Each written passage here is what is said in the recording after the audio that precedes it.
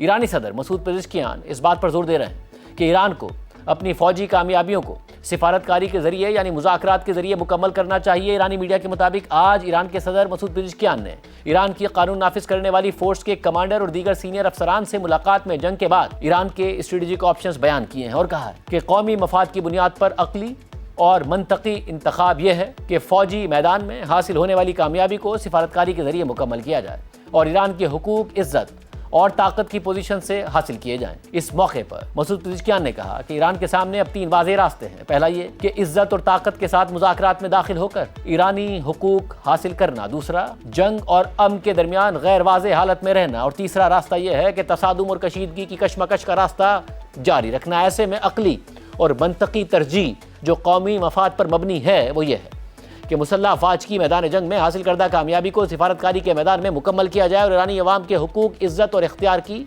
بنیاد پر قائم کیے جائیں۔ مسعود پزشکیان نے مزید کہا کہ ایران کی سفارتکاری پر آمادگی ایک رعایت نہیں ہے بلکہ ایک سوچا سمجھا موقف ہے، اور اس دوران انہوں نے نہج البلاغہ میں امام علی کے قول کا حوالہ دیا کہ اگر دشمن صلح کی پیشکش کرے تو اسے رد نہیں کرنا چاہیے، لیکن صلح کے بعد اس پر اعتماد بھی نہیں کرنا چاہیے۔ مسعود پزشکیان کے مطابق ایران اسی بنیاد پر دشمن پر عدم اعتماد رکھتے ہوئے بھی مذاکرات کو ممکن سمجھتا ہے، اور وہ بھی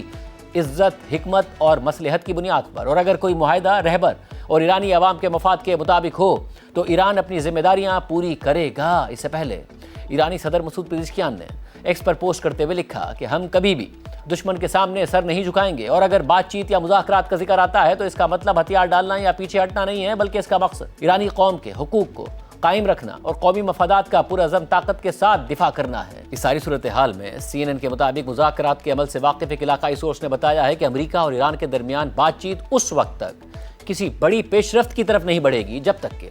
صدر ٹرمپ کی اپنے چینی ہم منصب شی جن پنگ سے ملاقات نہیں ہو جاتی، اور یہ ملاقات 14 اور 15 مئی کو بیجنگ میں متوقع ہے۔ سورسز کے مطابق مذاکرات میں پیش رفت صدر ٹرمپ کے چین کے دورے کے نتائج پر منحصر ہوگی، اور چین اس بات کو یقینی بنانے میں ایک اہم کردار ادا کرے گا کہ امریکہ اور ایران کے درمیان مذاکرات جاری رہیں۔ CNN کے مطابق سورسز نے یہ اشارہ بھی دیا کہ ایسا بھی ممکن ہے کہ ایران کے وزیر خارجہ عباس عراقچی اسی دوران دہلی میں برکس کے وزراء خارجہ کے اجلاس میں شریک ہوں،